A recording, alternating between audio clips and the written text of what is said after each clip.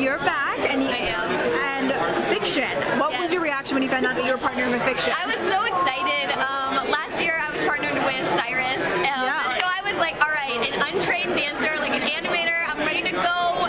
We did a great job last year, and literally as soon as I got in the room with Fiction, our personalities just meshed. He's so charismatic, and we were making each other laugh the whole time. So when combined with somebody like Mandy, who literally will draw the best out of somebody, it was phenomenal. It was so much fun to be a part of.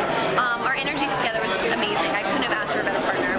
Now the competition pressure might be off of you, but what were the challenges in the dance that you had this week?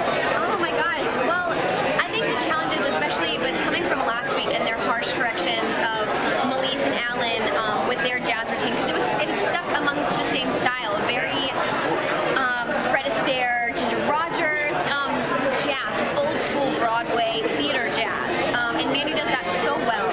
And they were such harsh critics of them, so I was very hard on Fiction because I didn't want him to kind of go down in flames the way that they did. I mean, their routine was wonderful, but they didn't bring style to what they were asked to.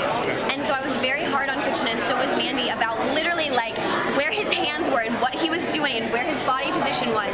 And we wanted to make sure that they couldn't say that he wasn't in the style. We didn't care if his feet were pointed at one point. We were like, we just need you to be in the style. And once he got the style, which was probably like the second day of rehearsal, then we could talk about your feet pointing and your arms stretching and pulling up. But once he got the style, it made it all the better. I mean, you're undeniably a very charismatic dancer. Thank you. You're hard not to watch on stage.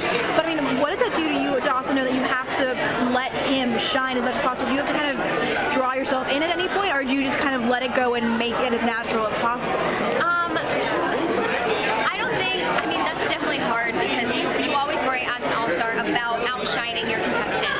But at the same time, we wouldn't be doing ourselves a service nor them, because their ultimate goal is to win the show and come back, or do phenomenal on the show and come back as an all-star. That's at least within the confines of the show. That's right. The goal.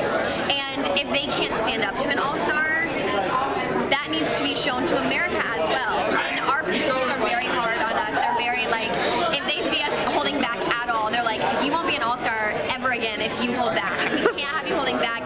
You did as well as you did in the show because you are as full out and as charismatic and the person that you are. So they want us to be us, and you know, I think it elevates, as we saw tonight with the amazing performances, I think that it literally elevates the level of the contestant and brings them up to an all-star level. So